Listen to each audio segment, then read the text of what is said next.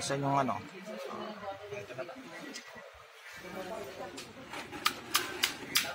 Eh, may martilyo rin pala yan. Hindi po, matigas po talaga yung ano nito kasi may ano. Yan.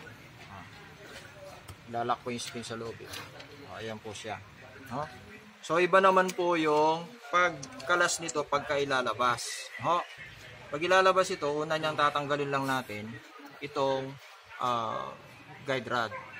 Iatras lang natin siya, binutin natin pataas dito. So mas simple po siyang kalasin.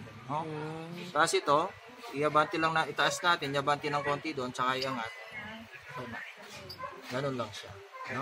Pero dito, mas maraming mekanismo po ito kesa doon sa 1911.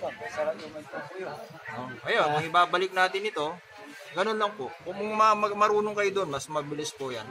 Yun lang kasi dito dumadaan. Pasanting. Pero ito, dito lang, papasok nyo lang, tapos gano'n nyo siya dito, tapos ipwesto nyo na. Tapos ibabalik nyo lang ito. Mas madali ano sir? Mas pinakamadali po, madali po itong 9mm. Kaya, so ayan.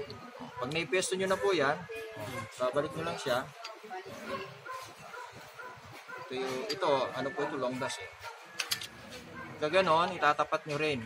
Ito hindi na kailangan pukpukin kasi madaling siyang itulak. Ayan. Gusto kong matuto na yan. Ito? Sige, kalasin nyo.